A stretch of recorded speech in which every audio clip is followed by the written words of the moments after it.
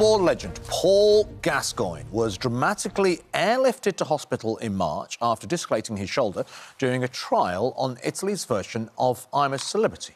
Despite his early exit, Gazza's appearance on the reality TV show did not disappoint. From sunbathing naked to impressing viewers with his Italian language skills. And Gazza joins us now from Milan. Do you know what, Gazza? Everyone's just bowled over by your Italian.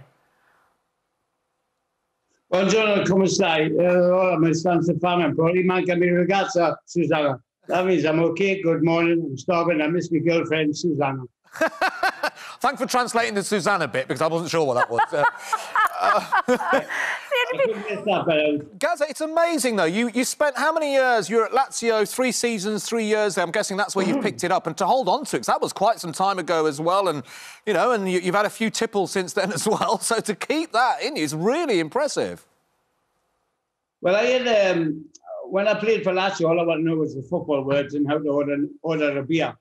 That was it. But no, this was different. Because I remember when I spoke to them, I was doing the show with Katie, my manager, and it said like 10 weeks on an island. And I thought, oh, fantastic, a holiday. When I got to Italy, to sign the contract, they told me like, no cigarette, no cafe, no mangiare, don't eat, nothing. I went, well, this isn't going to be a holiday. So I just tried to focus on getting over. I knew everything I ever do in my life is after 3 days, I'm okay to adjust to everything. And I just focused on that, really. Yeah. I didn't realise I would be with 14 nightmare Italians, but I got through most of it, to be fair. OK, so just to explain to viewers, this is...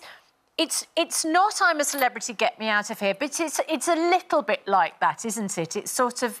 I think it's called the Island of the Famous. I'm not even going to try and say it in Italian. It's like a celebrity island. So you're there, and who else were you there with?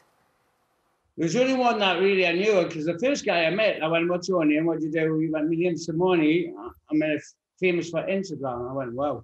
And the other one, what are you famous for? He went, Instagram. I went, Jesus Christ, is anybody else famous for it? But when Isolda arrived, she was famous for her slalom thing. She did the slalom and won lots of medals, gold medals and that. So she was sporty. That was good. I managed to, I can see it now, but I managed to pinch a coconut and hide in the mountains and smash it to bits and eat that without anybody knowing. That was okay. But doing sit-ups, and like behind us 1 yard was like 5 snakes, and I'm petrified of snakes, but there was plenty on the island when I was there, put it that way. And I'll get my own back on them. But yeah. No, I could understand more than what I was saying, so I didn't let on to that. Right. So do I get the impression that you didn't really bond the other people on the island? Well, I was trying to concentrate what I was saying, whether I would talk about it or whether this and that. So I just did my own thing as Gazza would, you know. I remember one time, only cried once when after we had like 2 coconuts for 4 days amongst 8 people, and I felt like a beggar. It was terrible. And then I started crying a little bit, and I went, Mum, I'm so sorry. I wish I'd had all them Sunday dinners that I turned down years ago. You're still a good cook, Mum.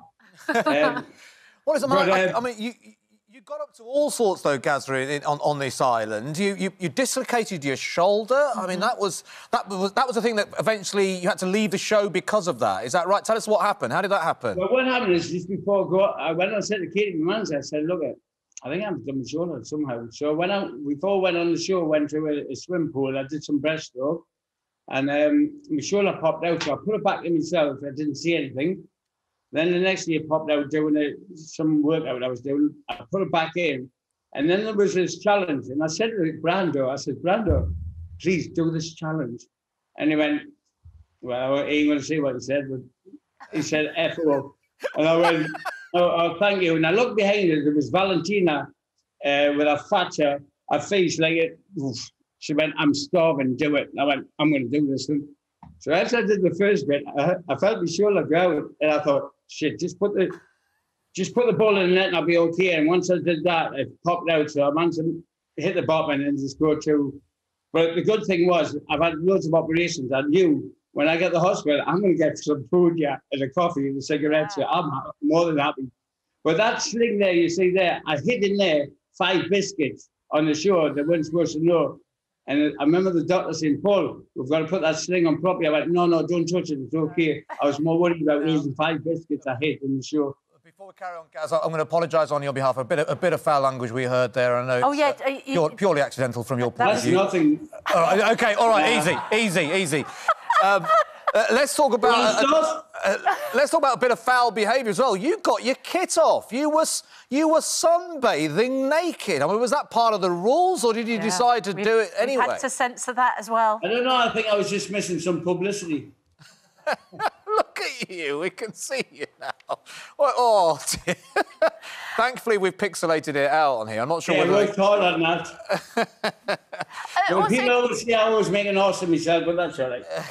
Gazza, what happened? There was a moment, wasn't there, when you were airlifted to hospital. You went to on one of the hospital trips. They popped you back in the helicopter. You forgot to put your seatbelt on, which I can imagine would be a bit of a hazard if the door of the helicopter suddenly opens. Just tell us at the moment that your life flashed before your eyes. Yeah, I was scared of flying anyway, and they got in this like 4-seater helicopter after the operation, and I'm sitting there and I'm thinking, I'm trying to look down at the sea, and I'm looking for sharks, anything. I'm thinking, if anything happens, that's it. And I'll probably survive that as well, get bit by a shark. But on the way down, as he took off, he quickly turned, and I'm sitting back, and the door flew open, and I've obviously, sort of panicked a little bit, and I went, wow. So I went to I made sure my seatbelt was on, but my seatbelt wasn't on. So I said to the guy, I said, shut the door quickly, please. And I had a few tears in my eyes, I panicked, and he went, it's okay, it's like driving the car. He says, well, I don't drive the car with the door open.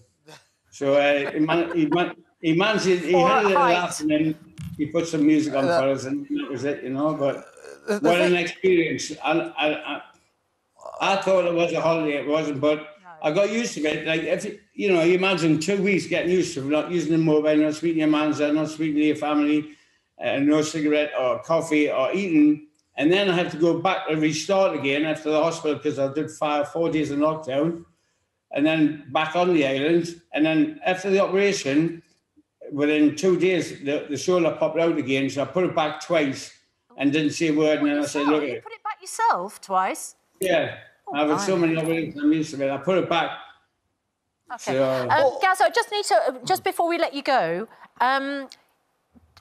you would be fantastic on I'm a Celebrity, Get Me Out of Here. Is that the next thing? Is that the obvious next thing to do for you? Well, I mean, I know Harry did fantastic out there. I mean, something like that is okay, but obviously I suffer a little bit from claustrophobic and snakes. I'm not too scared about flying now after the helicopter flight, but no, I had a few interviews for that show. I just thought this thing, because of lockdown, I maybe shouldn't say this, I think I took advantage of lockdown, but I think I did 2 months in total of lockdown over here, then in Honduras, then in Mexico. That would be something I'd be look for.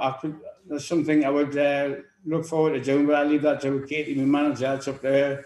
So it depends how much. Apart from your shoulder, Katie wants to make 20%. I'm a bit worried about that. Oh, okay. Right. Apart from your shoulder, how are you doing generally? How's your health?